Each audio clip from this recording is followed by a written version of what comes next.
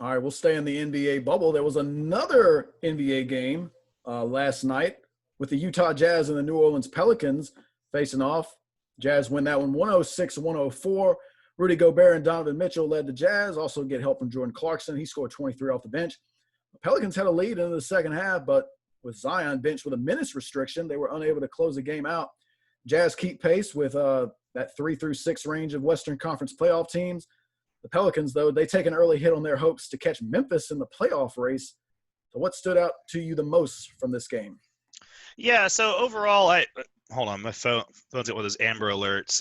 Missing 6'6", 285-pound forward from the Pelican. Oh, yeah, missing Zion. That was kind of a big deal. Man, that is it. What's disappointing about it for New Orleans is you could look at this in a way where you could go, man, we only had Zion a few minutes and we still almost won the game. But how you should look at it is this is really disappointing if you're New Orleans. You have one of the two best teams of your schedule on the roads because your schedule is basically the Jazz and the Clippers Saturday, and then you play, pretty much the bottom feeders the rest of the time. So this is one of your only two big games you had. And you didn't have your best player for most of the game, and you let it get away. And one of the biggest issues was these periods of just really sloppy basketball. I mean, the New Orleans Pelicans turned the ball over last night 21 times. Now, that stat's pretty bad, but you can look at the Jazz and go, oh, well, the Jazz also turned it over 20 times. So, like, what's your point, you? Well, my point is the Jazz are dead last in forced turnovers in the NBA. They currently only force 12.2 per game. Their defense is very kind of come at me sort of defense. They don't really get on the attack too much on defense.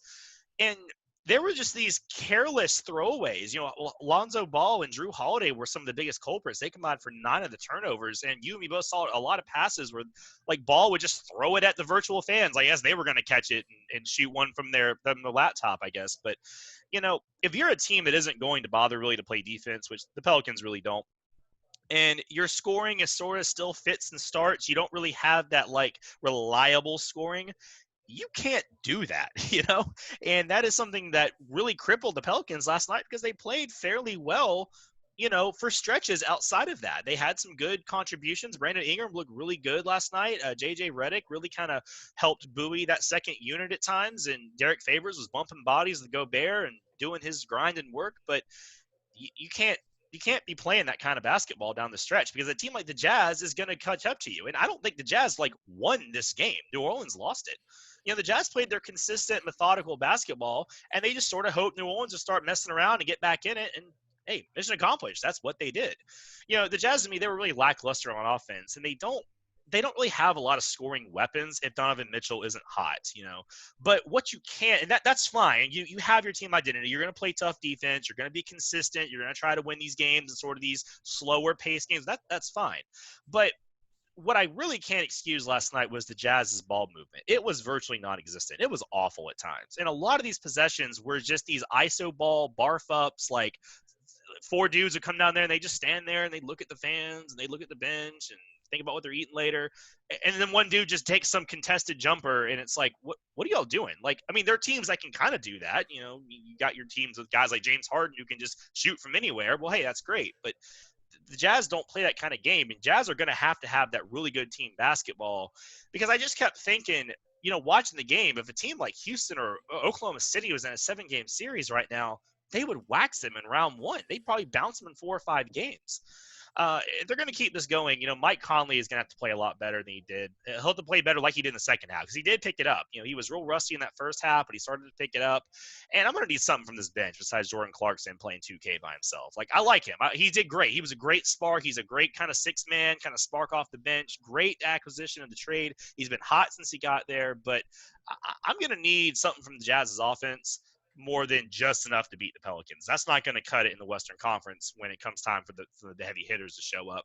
And it kind of spins back to the whole team ball versus star ball problem, where I think teams like the Jazz and the Celtics and teams that play more team concept basketball without these superstars that you can just close your eyes and hand them the ball and have them do stuff, they're going to struggle, I think, more because of all the rust and all the lack of practice and things like that, where by now their chemistry would be clicking. They'd have all their systems figured out, whereas a lot of these teams that just rely on their superstars doing the superstar thing.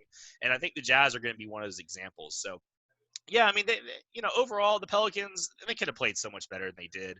But we got to figure out what's up with this new Zion thing, because we're hearing now it's going to be a thing for the next couple games. Maybe they just don't want to be here and they don't care about the playoff spot. They're just trying to tank.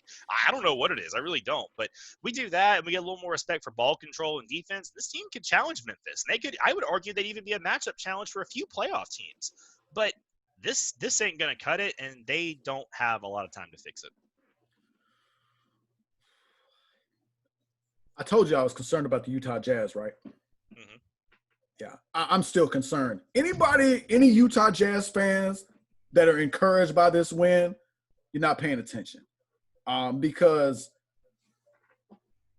there were a lot of things about them last night that were underwhelming, including their lackluster 3-point shooting. Yeah, 8 for 34. Yeah, you're not winning many games like that unless the other team just all of a sudden decides our best player, he just won't be a factor. We'll play him like 3 minutes a quarter, and that'll just be cool.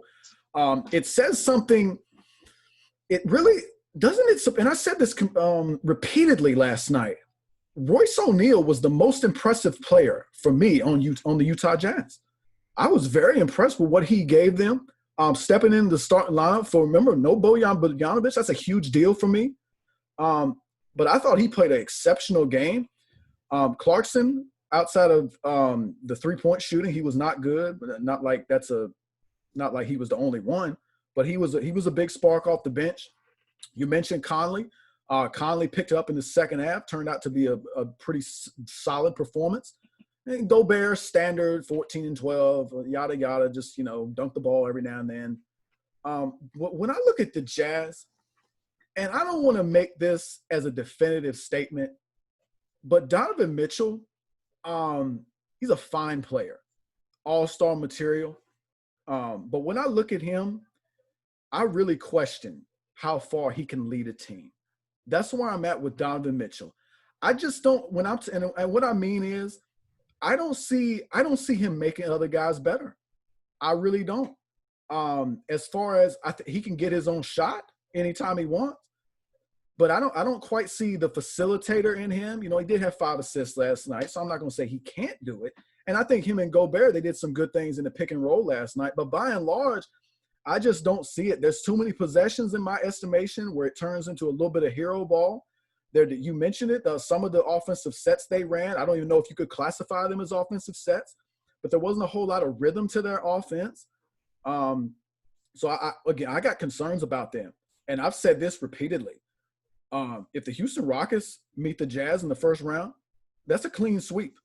Houston's sweeping this team. They just got Russell Westbrook and James Harden. That's just too much firepower. And the Jazz, as solid as they are defensively, they won't be able to match how Houston can score in bunches. They just won't. To me, that is factual.